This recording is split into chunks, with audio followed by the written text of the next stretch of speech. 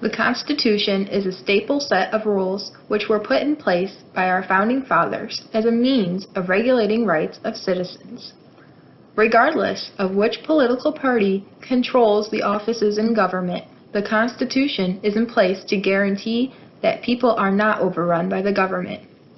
During times when natural disasters strike and states are labeled as a state of emergency, citizens are never stripped of their rights, but those rights may be altered to address the importance of rebuilding the destroyed areas safely and efficiently. One of the greatest rights of the Constitution is freedom of speech, the First Amendment. People are allowed to speak their minds. This is not disputed. During Hurricane Katrina, the media showed more racially biased photos and spread more rumors than facts. Some people would argue that this should have been prevented, and reporters should have been forced to report accurate information, rather than their own jaded opinions.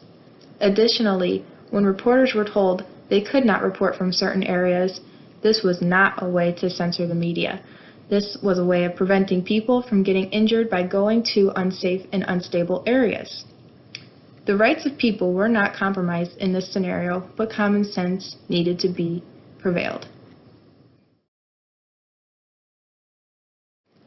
The First Amendment also addresses freedom of religion, but since church and state are separate, some would wonder if government agencies like FEMA are responsible for rebuilding church buildings and places of worship impacted by a natural disaster.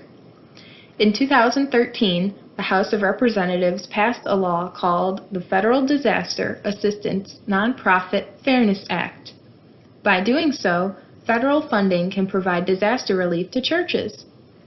Low-interest rate loans would be available to them also, eventually leading to normalcy for a town after the devastation of a disaster.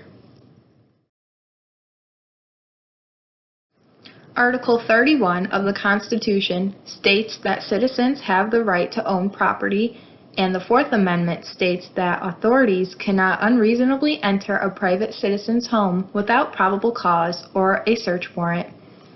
During times of natural disasters like hurricanes, police and first responders enter homes to save people and prevent further damage without first obtaining search warrants to do so.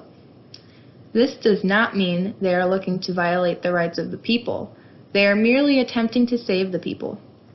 This also applies to firemen when responding to a fire in a home. It is not necessary to first seek a search warrant to enter the property. Every person over the age of 18 who is a U.S. citizen and who is registered to vote can vote. During Hurricane Michael, when voting sites were destroyed, Governor Rick Scott issued an executive order permitting people to cast their ballots and ultimately easing the problems created by the hurricane. He wanted to guarantee that people were not deprived of their rights to vote. The Second Amendment, the right to bear arms, is a very heated and personal topic to many people. During a state of emergency, some states like Washington ban the possession of firearms in public places.